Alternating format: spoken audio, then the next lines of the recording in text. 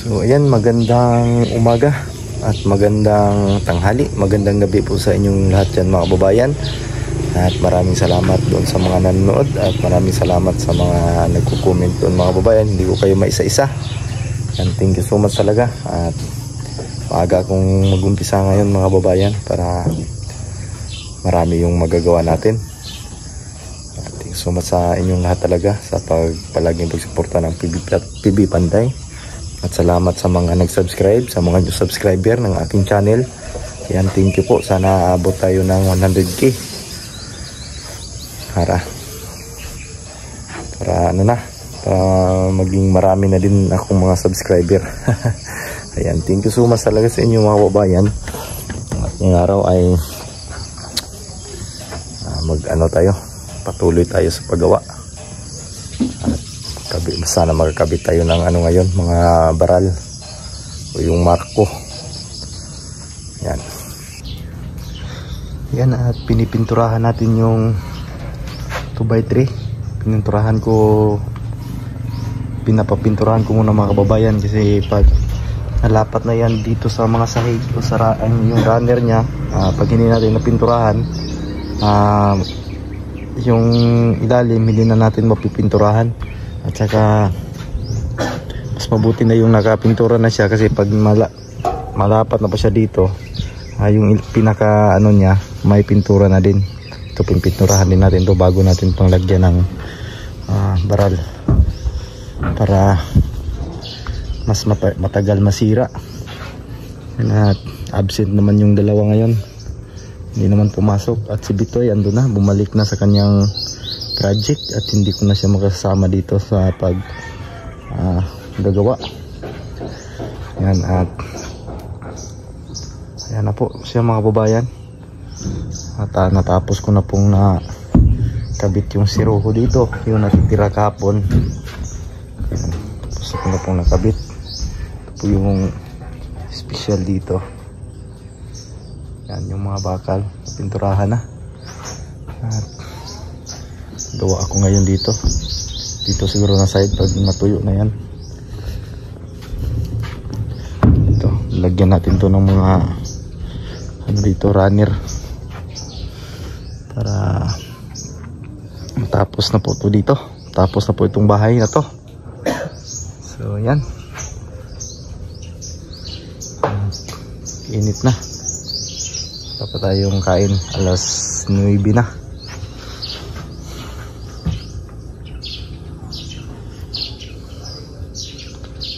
Sila dyan, hindi pa sila natatapos din. Yan.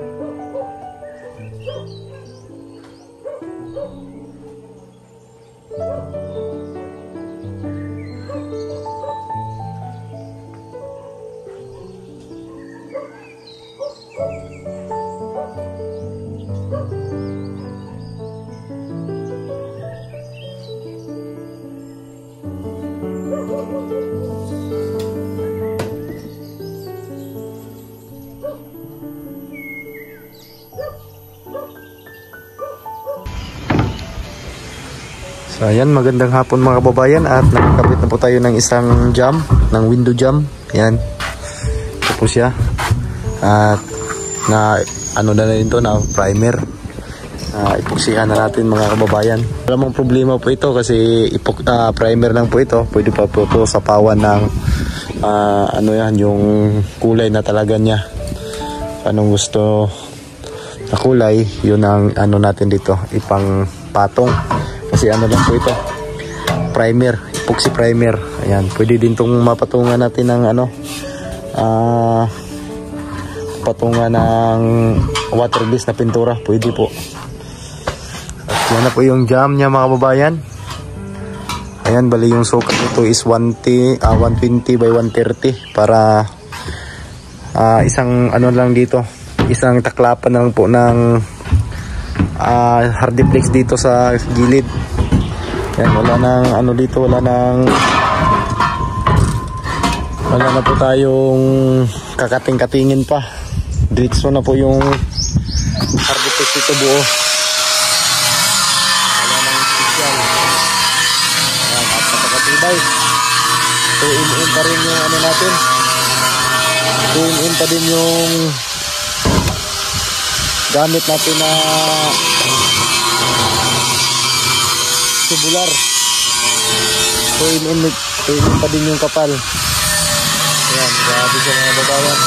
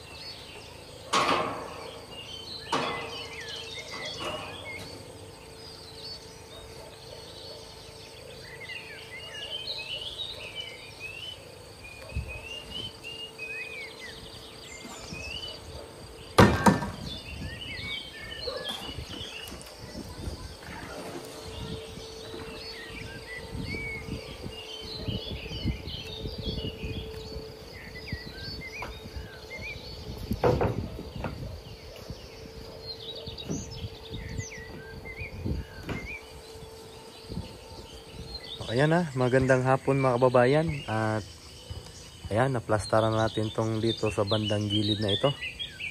Ayan dito, na ano na natin.